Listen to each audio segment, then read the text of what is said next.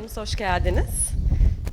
Arkas Sanat Merkezi olarak bildiğiniz üzere 24 Mart'tan bu yana Türkiye'nin en önemli çağdaş sanat koleksiyonlarından biri olan Elgiz Koleksiyonu'na ev sahipliği yapmaktayız. Billur Tansel küratörlüğünde düzenlenen Elgiz Koleksiyonu'nda Mitler ve Hayaller sergisiyle eş zamanlı olarak Jean-Luc Maizo küratörlüğünde Arkas Koleksiyonu'nda Doğa, Bahçeler ve Düşler sergisi İstanbul Maslak'ta yer alan Elgiz Müzesi'nde sanatseverlerle buluşmakta. İnsanın doğayla olan ilişkisine ve ekolojik kaygılara odaklanan bu işbirliğinin ve bu iki serginin diliyorum ki sanat ve doğaya dair biraz daha fazla düşünmemize vesile olur. Bugün sergi kapsamındaki 3. etkinliğimizi gerçekleştiriyoruz. Bu akşam Elgiz Koleksiyonu'nda Mitler ve Hayaller sergisi kapsamında iki eseri bulunan İtalya'dan değerli sanatçı Sayın Antonio Riello ve eşi Patricia'yı ağırlamaktan büyük mutluluk duyuyoruz. Davetimizi kabul ettikleri için her ikisine de teşekkürlerimi sunuyorum.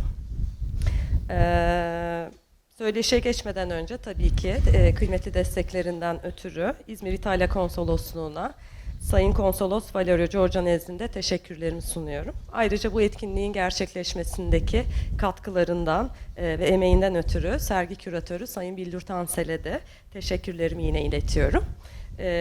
İzninizle mikrofonu Sayın Giorgio'ya iletmeden önce İngilizce olarak da konuşmamı tamamlamak istiyorum. Dear guests, welcome. As Arkas Art Center, since March 24th, we have been hosting the Elgiz Collection, one of the most prominent contemporary art collections in Turkey. In parallel with the Myths and Dreams in the Elgiz Collection, curated by Billur Tansel, the Nature, Gardens and Fantasies in the Arkas Collection exhibition, curated by Jean-Luc Maizo, is meeting the art enthusiasts at Elgiz Museum in Istanbul. I hope this collaboration and these two exhibitions, focusing on the relationship between humans and nature and ecological concerns, will enable us to talk more about art and nature. Today we are happy to host the esteemed Italian artist Antonio Riello, who has two works in the Myths and Dreams exhibition, and his wife, Patricia. I'd like to thank them for accepting our invitation and coming to Izmir to be with us today. I'd like to thank the Italian Consulate in Izmir and Mr. Valerio Giorgio for their valuable support. And I'd also like to extend my gratitude to the exhibition curator, Billur Tansel, who contributed greatly to the realization of this event. Now I'd like to invite Mr. Consul, Valerio Giorgio, to make his speech.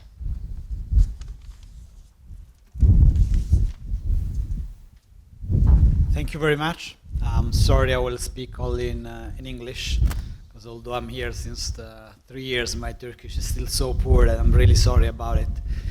I want to start with thanking some people as well, as Mujde said and Mujde did. I would like to start thanking Miss Sevda Elgiz. She's from Istanbul, and she was really the one who pushed us to do some activities in contemporary art here in Izmir. She contacted the Italian consulate, and for the first time she said, why don't we bring some Italian contemporary artists to Izmir?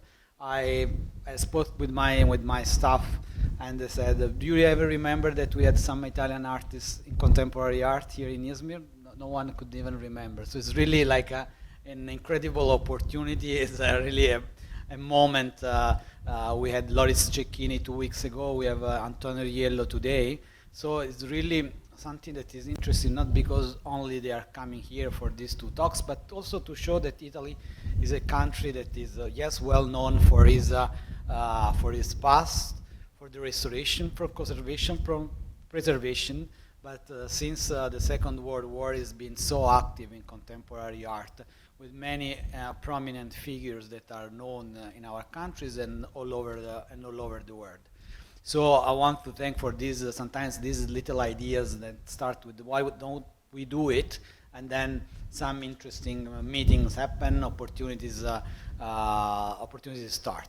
So I want to thank, as Mujde, the Arkas Foundation for hosting us today, in the person of Mujde and Ayşegül, and Jean-Luc Maisot as curator, and from Elgiz collection, Billur Tancel. I want to thank Antonio Riello and his wife, Patricia Schlom, for coming here in these days. They had the opportunity to know the city, and they had the opportunity to meet with, have the opportunity tonight to meet the people who are interested in contemporary art. I had the chance yesterday to have some few words with them, and then I found what, speaking with Mr. Antonio, what I think will be the theme of his conversation today. How his approach, to speak about his approach to life and contemporary art, how is important, some irony, how witticism I read on his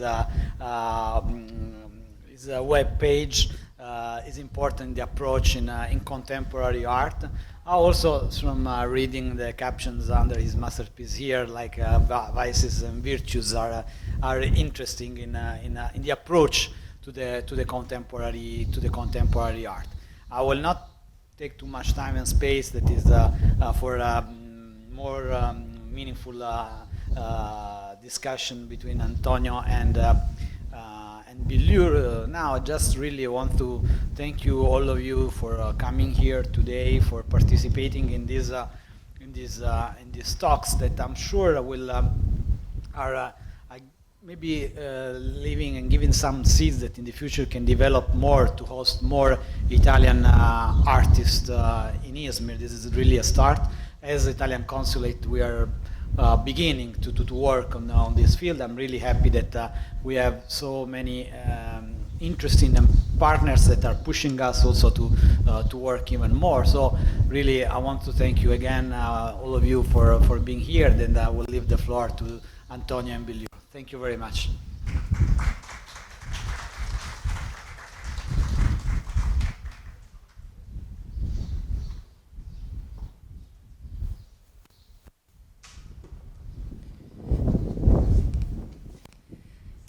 Hepinize burada olduğunuz için çok teşekkür ederiz. Elgiz Müzesi'nin de bir temsilcisi olarak ayrıca bu işbirliğinin bizim için ne kadar değerli ve önemli olduğunu da söylemek isterim. Müjde Hanım'a ve Arkas'ın ekibine bizi hep evimizde hissettirdikleri için çok çok teşekkür ederim. Ve tabii ki sevgili Antonio ve Patricia burada oldukları için çok teşekkür ederim. Let me now translate. I would like to thank all of you for being here in the framework of Myths and Dreams. We will be discussing the general framework of the exhibition and the works of Antonio in this framework, and also his other works and the subject matter, how important it is today in our days. I would like to thank once more in English to of course, Mr. Valerio Giorgio, the Italian consul in Izmir, for supporting this event, being with us. That's very precious for us. And I hope these events will continue with more contemporary artists, as you said. And I would like to thank Arkas Center and Müjde Hanım, Ayşe Hanım, everyone in the team for being here with us and hosting this wonderful exhibition and event and making us feel at home. So before I say anything further, let me give the word to Antonio to see what he would like to say. Thank you, Antonio. Thank you, Billur. So,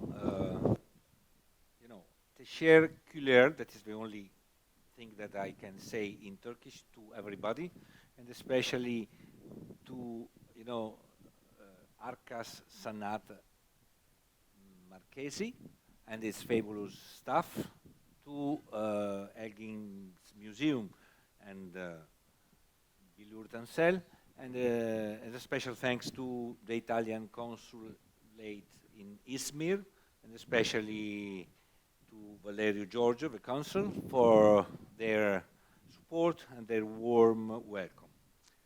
So now,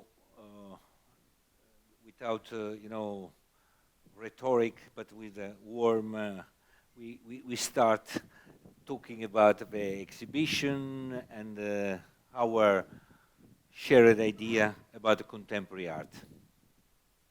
Please. Can you hear me? Yes. Let me briefly talk about Antonio. He's very proud to be of the sign of Leo. He puts it in his biography, so I had to say it. And he was born in Venezia. He studied pharmaceutical chemistry at Padua University. And then currently he lives and works between London and Bassano, close to Venice. Since the beginning of his art career, he was fascinated by the paradoxes of controversial issues of Western way of life. And with his ironic manner in his works, he also includes some objects that he invents as a part of the saying. And also it is important to notice the ambiguity of social life and cultural productions in the main feature of his research. So he sees his work as a part of research, which is what I admire. And he takes, of course, part in many collections around the world. I've personally seen many of his shows around the world, so very proud to have him here. Let me start very briefly. What do you think, Antonio, is the concern of contemporary art? Actually, the exhibition currently here at the Arkas Art Center is a good mirror of what is happening, of what the attitudes and all the, as well, the challenges that contemporary art are facing right now. It's not anymore a matter of making or producing beautiful or less beautiful objects, artworks. It's about, yes, artworks of themselves are just a tool, by which it's possible to think and understand what is happening around us. So, I mean, today the role of the artist is much more, I like to say that is a kind of anthropologist, and is also an archaeologist, because we are digging all the time in the recent past of contemporary art. Contemporary art is something that is a strange kind of creature, or muting and changing all the time, so it's difficult to define. But it's the epiphany, it's the visual part of all the, the struggling of late modern societies in order to, to see and to look at themselves. Can I ask you, what are the issues you are most concerned with, and how do you conduct your research? Most of the time, an artist has to face how to say,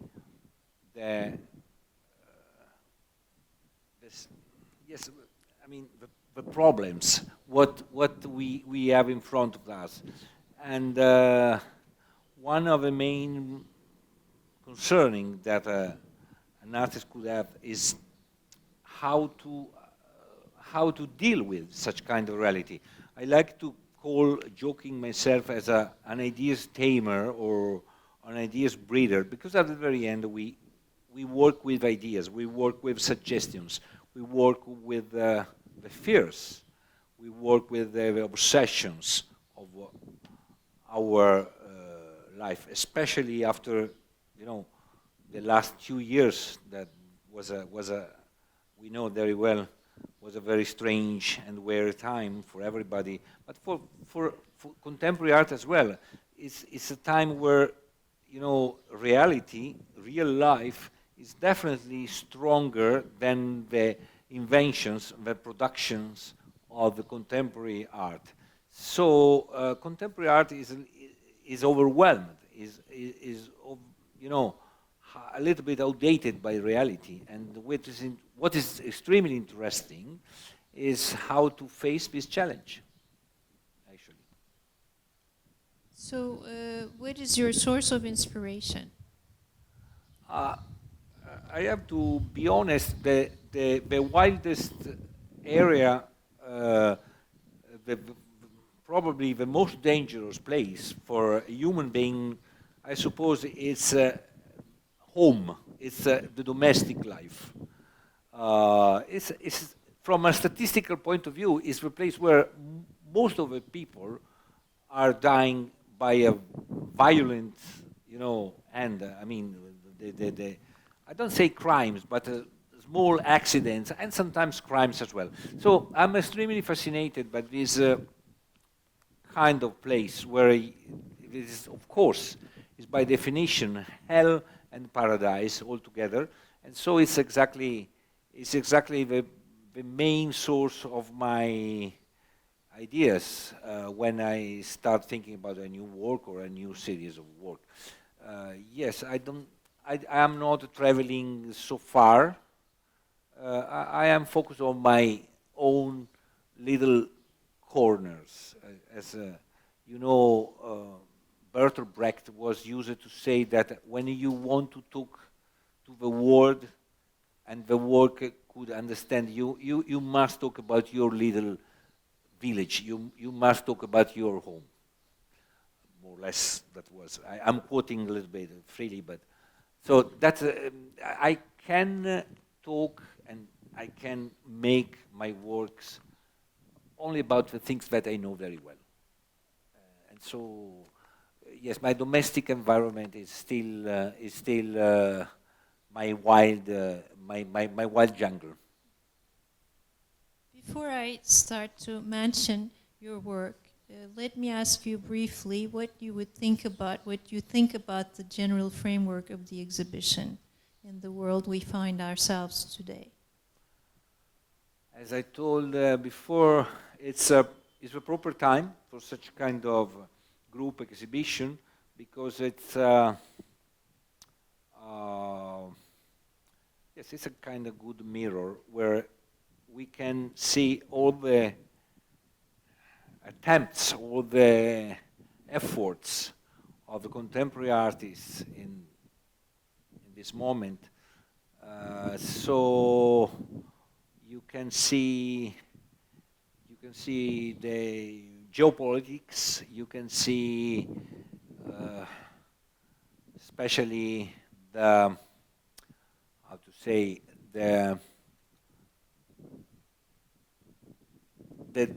changing, the deep changing of the last 20, 25 years in contemporary arts.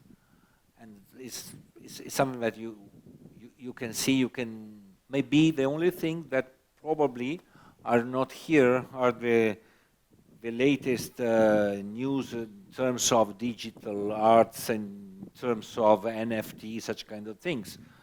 But actually, I think that 99% of the contemporary art is very well represented in this exhibition.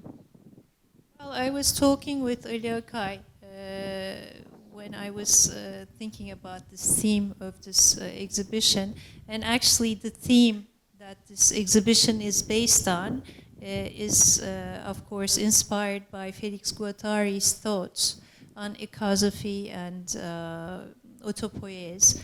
And I told him, you know, these things are things that he put forth in the 1980s, but they are still valid today. So, you know, nothing's changed. On the contrary, things are getting maybe worse if we consider from the human point of view. So could you tell us about your works that take part in the exhibition, to start with a desperate attempt of vice to turn into virtue? Yes. That was produced in the year 2003, and it was acquired by the Elgiz Collection a year later. Right. Mm-hmm. You know, again, the domestic environment, the little game with the playing cards, you know, the fragile castle of cards. That was a source of fascination for me since a long time ago. But I have a special attraction to, I don't say crime, but the forbidden things. And, gambling is one of these kind of things. And I was fascinated by that. So let's try to make something using something, belonging to this bad practice, bad vice. And so I spent a lot of time finding used playing cards. But it was a little bit, I didn't gamble. I didn't gamble for that, but I was in contact with such kind of, illegal casino, such kind of things. Anyway, it was funny, but a little bit stressing as well. When I found a big amount of them, I started making something, that could be symbolically a kind of architecture. And so I decided to select this idea of the arena, the idea of the Roman Colosseum, something like that, because it's an iconic architecture, an Italian iconic architecture, and as well is a symbol of the playground, a place where people were, not gambling, of course, but, facing and fighting like gladiators or such kind of thing, people. So the idea was how to turn something that is by definition, catabolic, destroying energy, money, the life of people, into something that could be anabolic in terms of building up. So it's a kind of salvation, is a kind of how contemporary art, how generally, in general terms, arts can be a sort of salvation, a sort of they can, turn on the good, right, something that is going very badly. So I try to find a way to make as well a kind of virtuoso, because attitude is a kind of sacrifice, because in order to make this kind of installation, I spend a lot of time, but you take about one day, a whole day, sometimes even 2 days, if the things are not going very well. So that is a kind of sacrifice, is a kind of,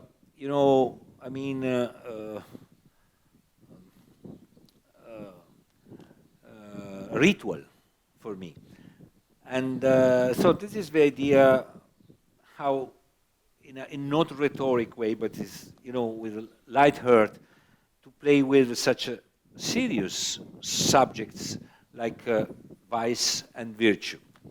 So, and after this installation, I decided to make some pictures of this very fragile and very, temporary and very, let's say, risky kind of building. And so the result is what you can see inside. So after this talk, we can go all together and see the works themselves, and maybe if they have questions, they can ask there. That would be nice. And what I wanted to do with this exhibition is, because some of the works were acquired much before, in the year 2000, before, I wanted to make sure that the artists also contributed with what they wanted to say today. So some of the artists that are in the collection were invited to contribute with other works. And so was Antonio, and another work that's called Giostrina is also a part of the show at the moment. Would you like to tell us about Giostrina? Of course. Just a sec. It's okay. Which was made in 2012, by the way. Indeed. It's a video. It was shot in the little town where I live when I am in Italy, in Bassano, during the weeks around the Christmas time. At that time, there was a kind of merry-go-round, you know, arriving in order to entertain the children and so on. And so the idea was how to deal with this sense of, you know, for some aspects was the opposite way of the Colosseum, of the desperate attempt of the vice to become virtue. In this case, we have something that is sweet, that is young people enjoying, you know, holidays, and how it could turn in a bad thing, in a sort of tragedy. So again, you know, there's this ethical, at the very end, you know, heart is a continuous fighting between the ethical side, the moral compass, and on the other side, the visualization of that, the aesthetics. So in this, you know, never-ending fighting, I play my game, and the idea was how to turn this fabulous, beautiful time of joy in something, you know, less pleasant. So the idea is just to see, you know, people going around, and at a certain time it's difficult to explain exactly when, but quickly the things are going out of control, and you see something that is not exactly the good way, the good end. But the real, you know, character, the main character of this video is not what we can see, it's actually what we can hear, because the soundtrack is extremely important. It's the Hymn of Joy, the end of the Ninth Symphony of Beethoven, and it's but played in a special way with a carillon, so making it a little bit funny and sinister at the very same times. And they use, of course, we know all that is the official anthem of the European Union. And when I made the work, that was a critical point for many aspects for the European Union. And so it was a kind of, you know, two different layers. One is the fact itself of the merry-go-round, and the other one is this, you know, kind of guest, invisible guest, that is this European Union in terms, general terms, with all the difficulties, all the hard times that it faces. So it's yes, it's something that for some expert I needed. Yes, every time I make something, it's not because you know, I like to make it. It's because I need it. It's part of you know, a kind of internal need, and something that I say I cannot avoid to make. So you will see. It's a little bit funny. It's a little bit sad. It's a little bit bitter. I don't know how to say. It's a little bit like life. Explain a bit how these works are related to the theme of the exhibition, because the concepts of ecosophy and autopoiesis are not terms that we encounter in our daily lives, but these are things that, by an inspiration from Arne Naas, Felix Guattari put forth, and he means to say that in ecology there is not only one layer, there is many layers that go all the way down to the ethics and principles and the ways of behaving of human beings. So this is what causes all the harm to ecology and ourselves. So he says with autopoiesis we have to maybe look at ourselves before anything else and try to change ourselves, self-regeneration. This is what he suggests. So in these terms, when we look at your works, I think they fall in perfectly.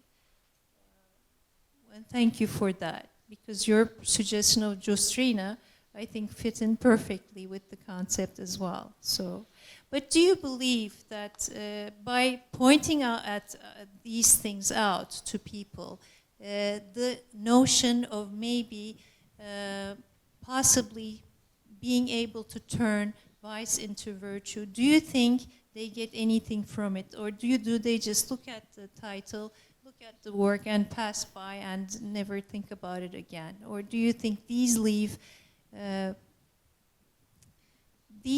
people to change the way they perceive things, the way they might change their ways of acting? Do you think?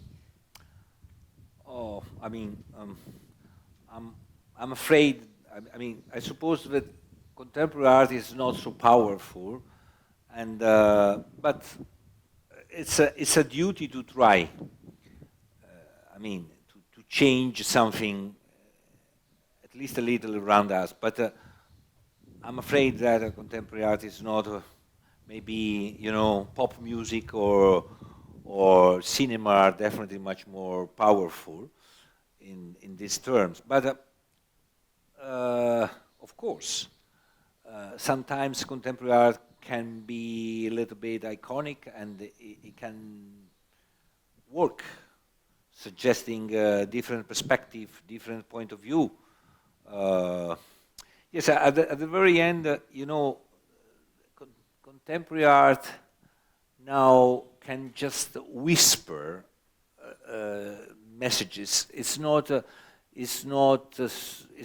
singing with a strong voice a song. It's just whispering. It's just suggesting. It's just innuendo. It's just So I mean, in the last probably the last 20 years, contemporary art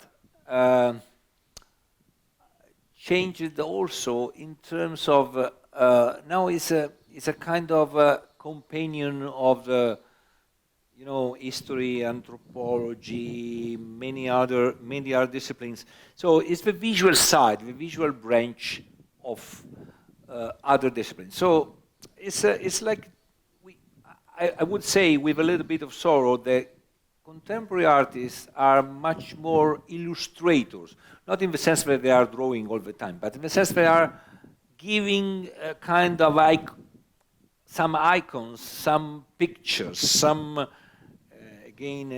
form of epiphanies of something, for some experts, more important around us. So the contemporary art is not anymore a hero like in the Renaissance time or during the golden season of the avant-garde. So it's not time, for my very humble opinion, for the Picasso syndrome or such kind of thing, the powerful. It's a time where the artist should be maybe an honest worker of a culture, an ideas breeder.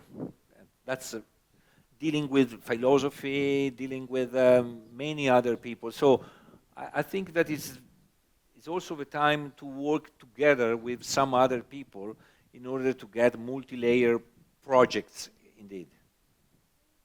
I think many of people are afraid of contemporary art because they're afraid not to be able to understand, I think, because there's more research involved, because they have to look into the artist, the artwork, think about it. It's not something purely aesthetical that they can just look at and pass by it, So once a thought is put forth, it's their mission now to take it onto themselves and think about it, to ponder upon it and see what they can do about it. So it's a two-way relationship, interactive relationship. So we can just put it out there. It's up to them to take it with them or not. So I think...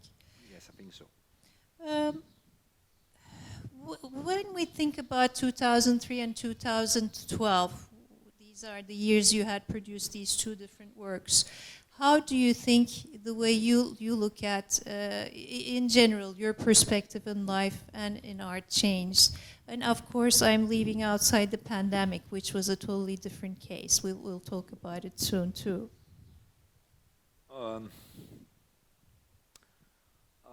But going directly to pandemics was, I was like all of us in my paradise and hell, and they say, oh, I have to change my perspective. I would like to I must become a kind of an explorer. You know, a sort of Robinson Crusoe when he landed in a uncharted island, in a place that is totally unknown. And so I started considering my domestic environment like a place totally to discover. And so I started, let me see if I can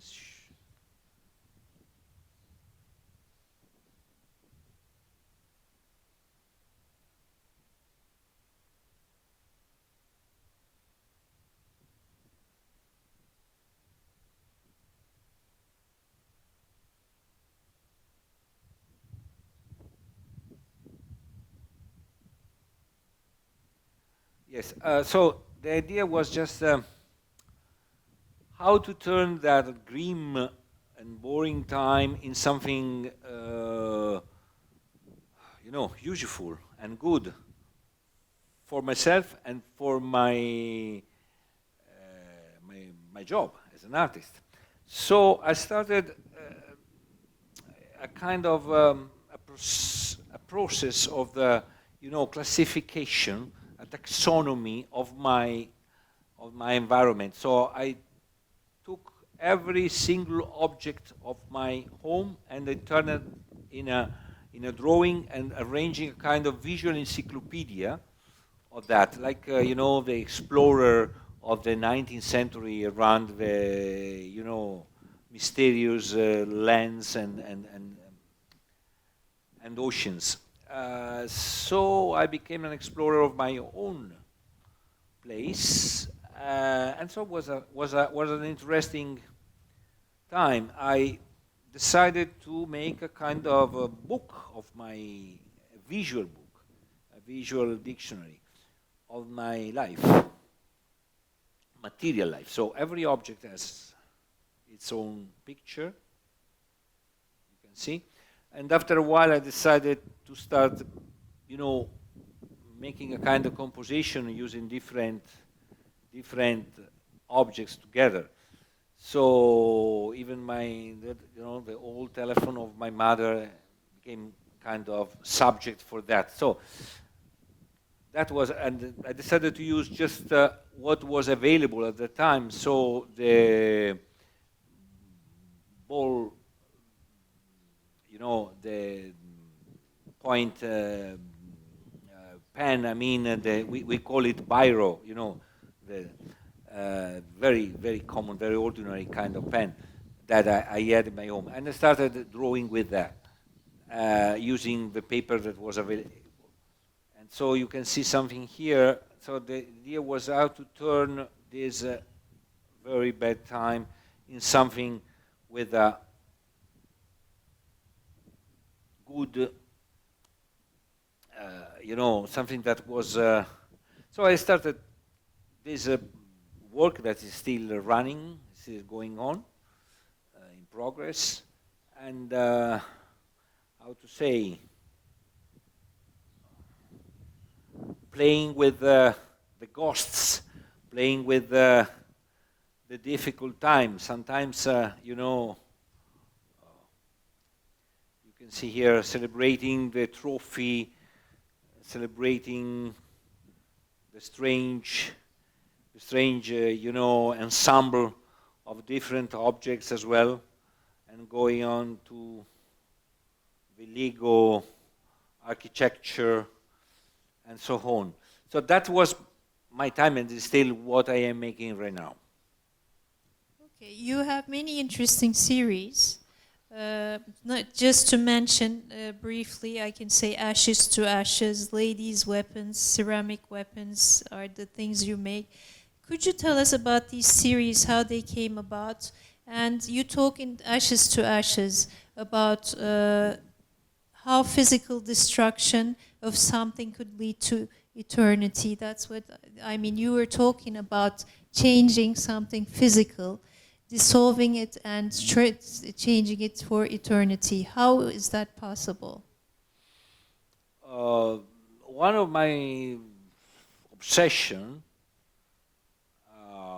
are books. I am a book lover. I am a book addicted. I am a book killer as well. But I explain you why I am a book killer. So I invested a lot of my time reading and buying books, and books are my companion. I'm sure that one day I will find, the answer to the famous question that you are looking for, and in one of my books. So I have a very strong love for my books. But at the very same time, I have been disturbed by the idea that one day my beloved books will not be there anymore. Maybe, some bugs, or the humidity of the basement, or the dust of an attic, or the second-hand, market on the street. So my very poor books will have a bitter, sad end. So I tried to find a way to save them for this bitter end. And in an act just of morbid love, let's call it this way, I started I should turn them in something that cannot be, damaged by the time passing by. Something that, so how to translate my little books in the eternity? How to save them? And the eternity is, of course, the heart, is the visual arts. So I say I will turn you in artworks. And so the main idea was to burn the book in a special kind of oven, and after, with the ashes of every book, to put them in a kind of modern, or better, late modern reliquary, something made of blown glass, like in the medieval age, and so and sealing them. And so for every book, I destroy just the book that I love much more, and I want to preserve them from this,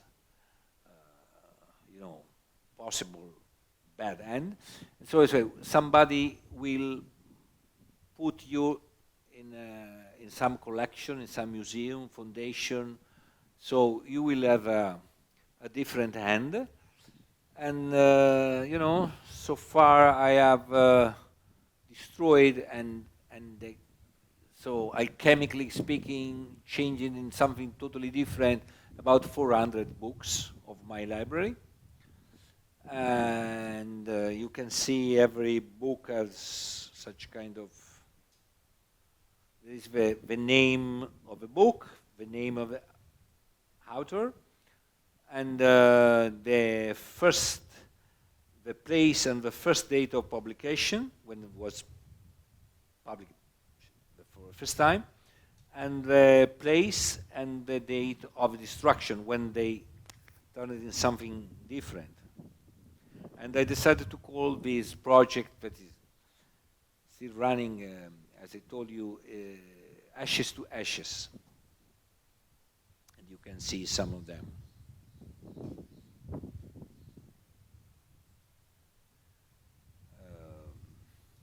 It's a project that is started in 2009, and traveled in many museums and the foundation as well. And it's something that is particularly close to my private life. So sometimes I like to play with the things, but this project is a kind of a painful confession. Is involving myself very, very much, and sometimes it's probably the most sincere and personal work of mine, actually, I have to say. I think if you could just show us more about the other series, Heads and No Tails, Tails and No Heads, was it? And then Ladies' Weapons, very interesting stories behind them as well. Yes, of course. This is probably the series that made me a little bit well known around the art world. I started making them in 1999, and I was again fascinated by the ethical side, and on the other side, by the aesthetical side. At the very end, we are used to consider rightly the guns and the military weapons in general, something, bad, bringing just evil and destruction, and that is true. But the idea was how to check, how to test the power of aesthetics. So when we see a gun, or something like a rifle or whatever, we say, "Oh, it's something, pushing people away, something morally unacceptable." But if you start, a kind of cosmetic surgery, if you change and you start cladding them with a beautiful, things and colors, and if you start using the tricks of jewelry or the tricks of fashion, what would happen?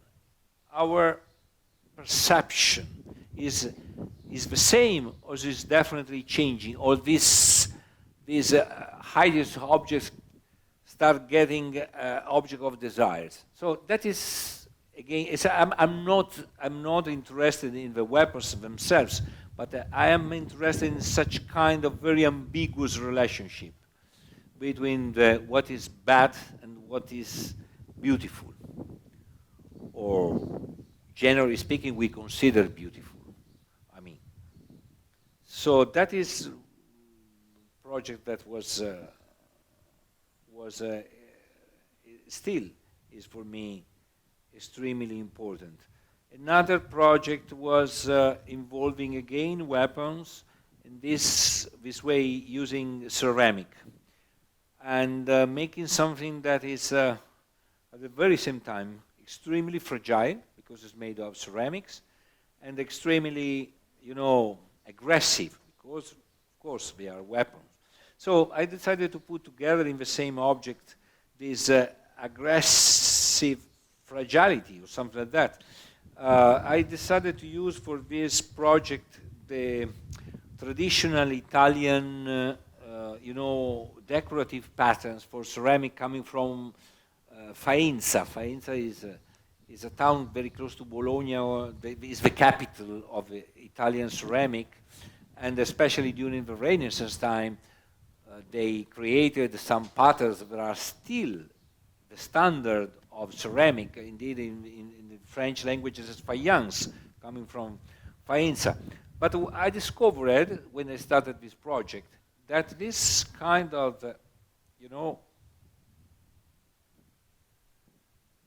motifs are actually coming from the Middle East. So I talking with some historians, scholar of ceramics and also craftsmen living in Faenza. And the story behind that is extremely fascinating. You know, this kind of decoration is coming from the Middle East, and maybe Anatolian as well.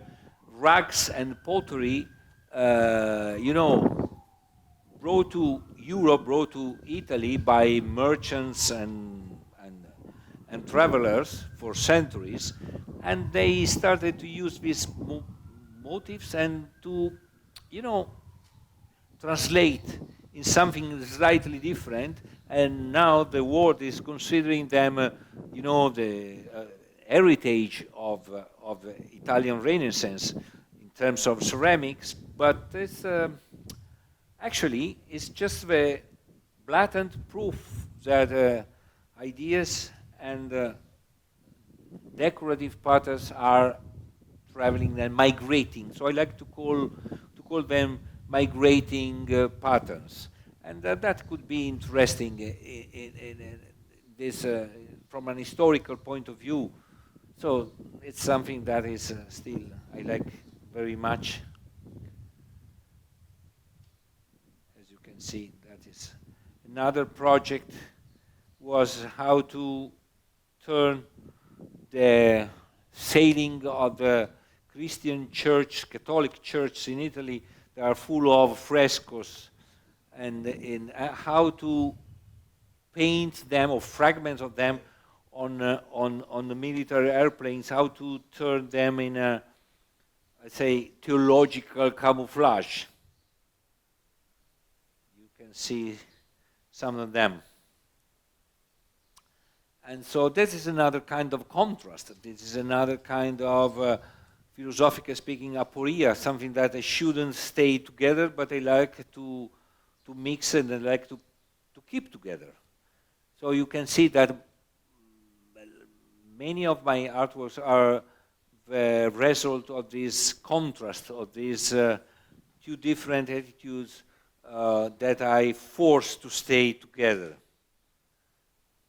Actually, maybe we could mention that we have a funny story together. When we were making a show in London together, we had some guests come over, a good friend of mine, Maurice Cherasi and his wife, and they were mentioning something about a friend. I think she was from Israel, if I'm not mistaken, and she always carried a small gun in her purse. So one night, they were going out to a ball, and she had the tiniest purse, so Maurice turned to her and said, "So I suppose you don't have a gun tonight with you?" And then she said, "You're wrong." She opened the bag and came out this really toy-like, tiny gun, which was also accessorized. So for us, in our society, maybe we don't live so close with these weapons. We don't use them daily, but there are people who do actually. So very important point, I think.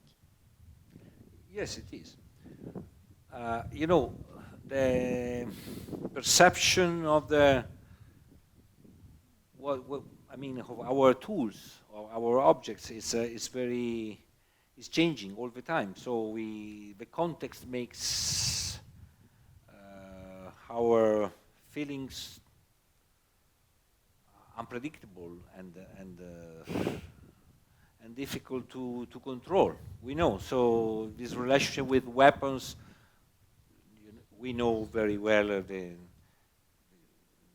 many tragedies happening in the United States because weapons are so easily available, are there, and we know.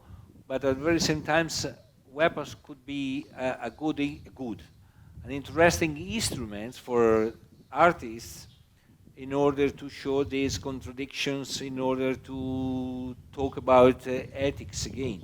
So that is something that, we can, at the very end, the duty of contemporary art is just to suggest different perspectives and different, view about the ordinary life, the ordinary things. So we try to make something like that. what you are saying is some photographic artworks of mine of some years ago related to this, again, the domestic life, the kitchen, you know. You see. So what was a project that I made traveling around some, you know, the kitchen of some famous Italian restaurants, involving the people working there. So was today's was the, you know, today's specials is the name of this project. And in the beginning, before we started, there was another image about the work you did for museums, about the outfits of the people. Yes, indeed. Would you like to tell us about that? Very beginning, what's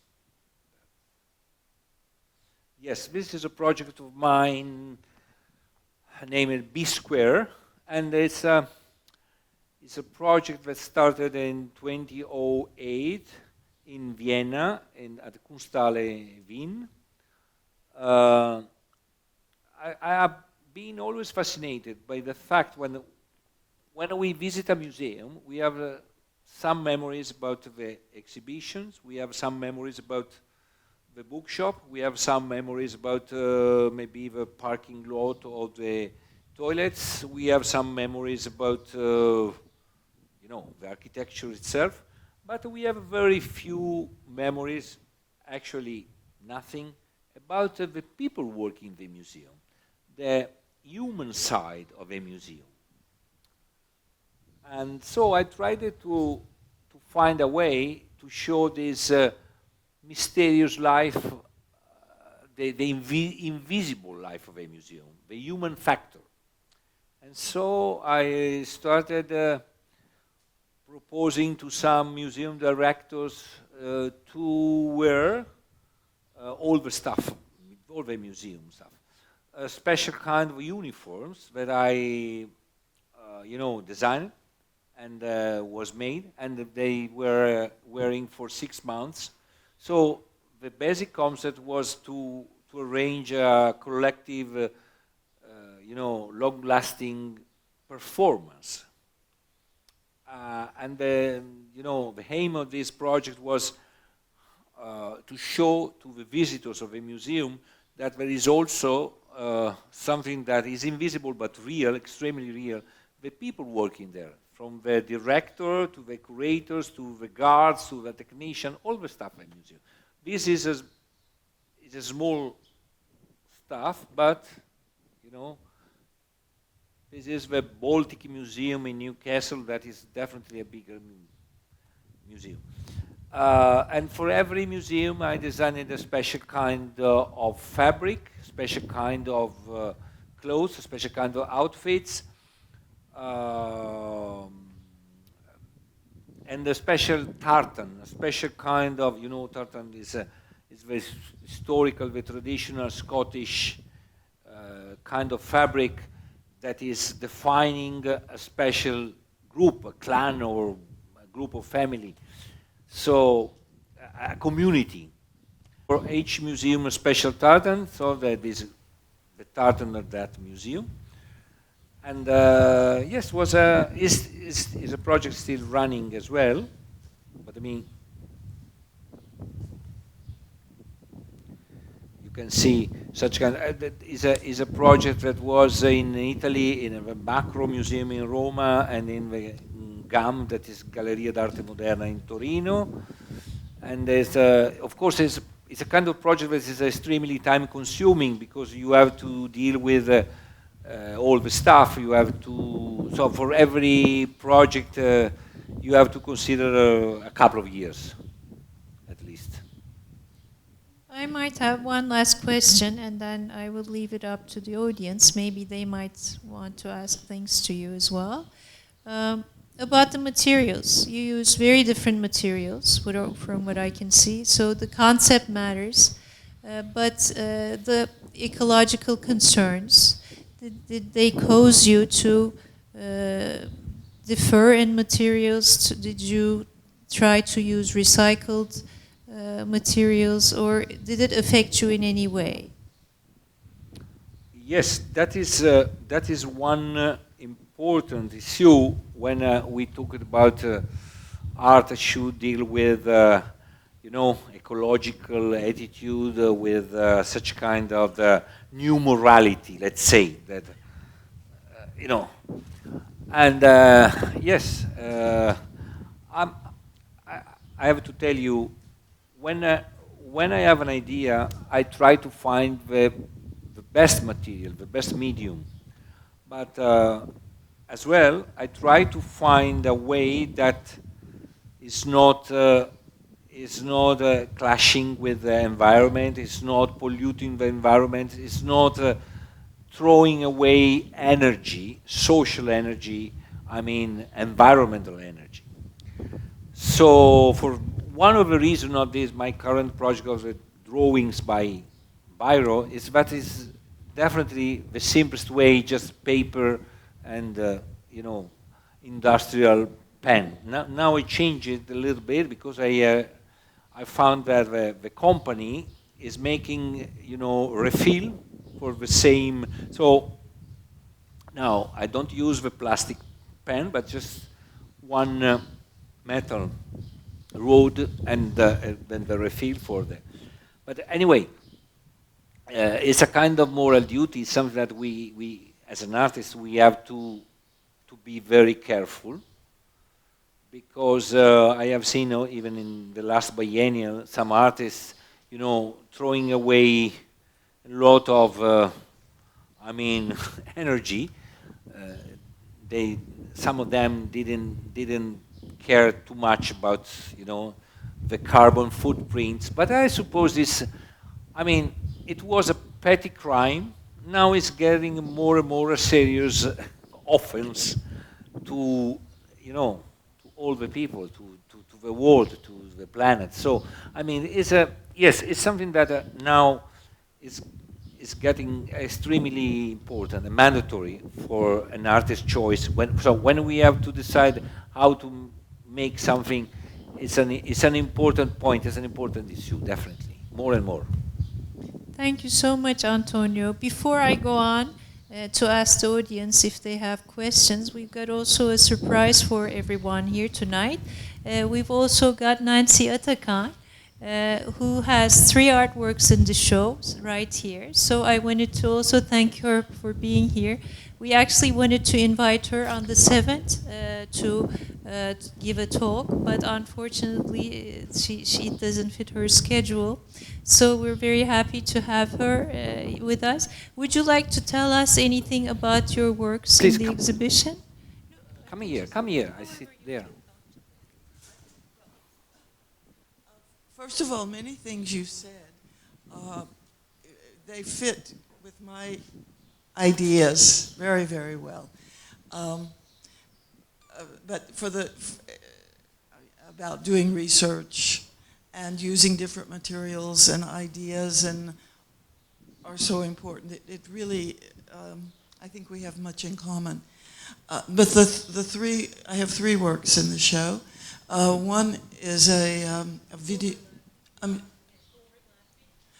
Well, the first one, it's and in all of my works, many of my works, I use myself, and also there's going to be the relationship of word and image, and something I've written that comes up in my work. I love words. I love books also, and I love the work you did with the books. It never have occurred to me, but just fantastic. It's impossible with our linear languages to make things equal, but and does the best job of that. It's a conjunction, and although something has to come first and something afterwards, it's in between. And I wrote this text that's in the film after I finished my PhD in 1994, when all of my art when my whole philosophy of art changed. And when I decided that what is the most important is what goes on in between. Like when you talk about your work and sharing it with people, this in-between position, this and. So this text I wrote keeps following me around, and it's still something I think is like my philosophy of art. And for the and video, the curator at the time came to me and said, we have a project room, would you like to do a project for that room? And I had all of this material for a new project, but with her help, it was Işın Önal, we made this video specifically for Elgiz, for Project for El. So it's important that it's here, I think. The work that's beside of it is a very new work. I've always used cloth in my practice. I've used it a lot. I've used lace. But with the pandemic and being at home and having to use things around me, I started thinking about it more. And I sent out a message to the world saying the antique art, the antique cloth is very important. And instead of closets, it should be in museums. And I want to do something with these to bring them to a museum. So one of them got here. It's upstairs. And I have to add that it's one of the very important messages that the exhibition gives out. It's called Remembering the Future. I think if each individual would live by this, remembering the future, I think that would make a big difference. So those two are side by side. And then the third work is actually a little bit of an illustration of my concept of and.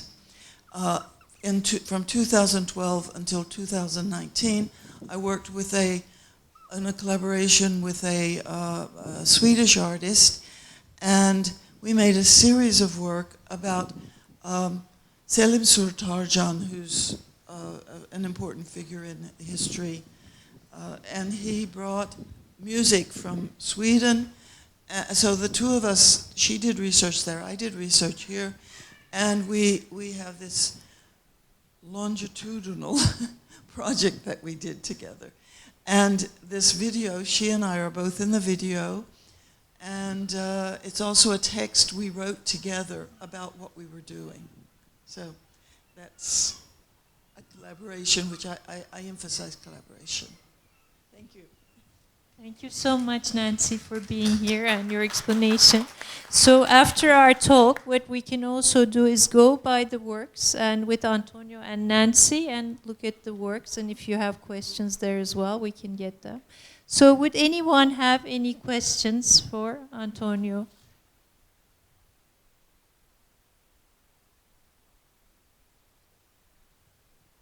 Hello, welcome. Thanks. Nice to hear you here. And the weather is very strange tonight. It's fit with the concept of modern art, I think. Very different experience. My question is, in your work, are you asking questions or are you giving solutions? That is a very witty question. Both of them. I should say that, I try to suggest some perspective, some questions, some point of view, much more than just saying that this is the answer. I cannot honestly say this is the answer. I can say, try to find the answer here or there. That could be maybe the right direction, but I'm not so clever to give to anyone the right answer, unfortunately.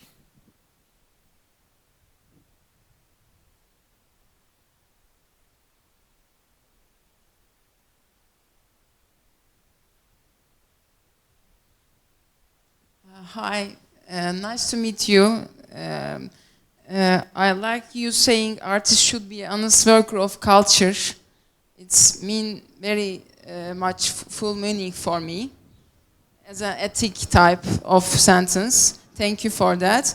I'm asking something about, I want to ask two questions, if can I.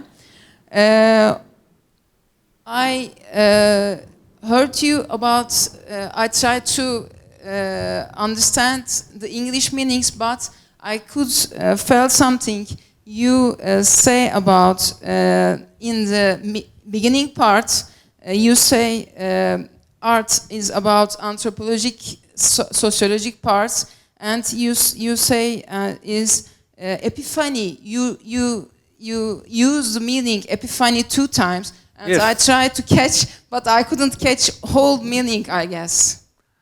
Sorry. So, I like Because this. we don't have the culture No, of I epiphany, like you know. this word.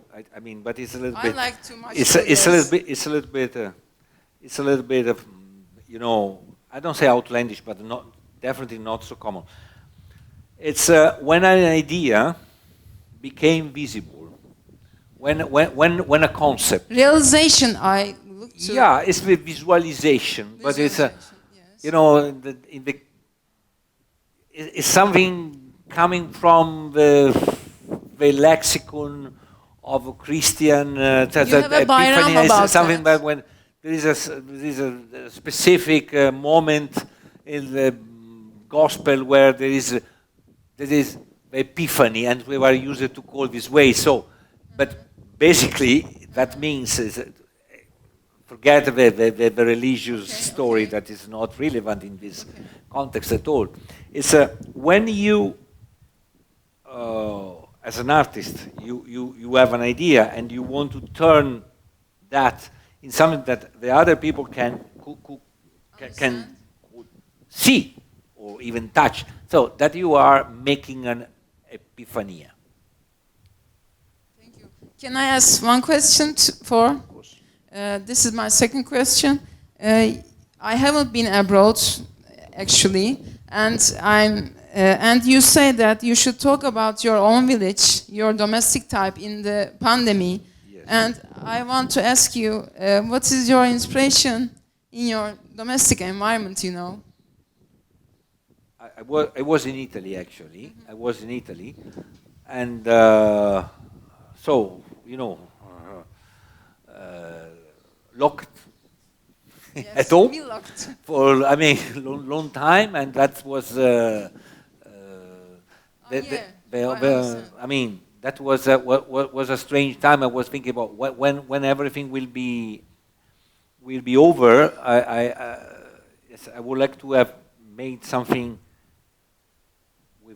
with my job, something related to that, but not just complaining about this. Something, you know, with a creative attitude, and not just you know, as most of people were just complaining or talking about. So I say it's time to work hard, and it's what I try to do.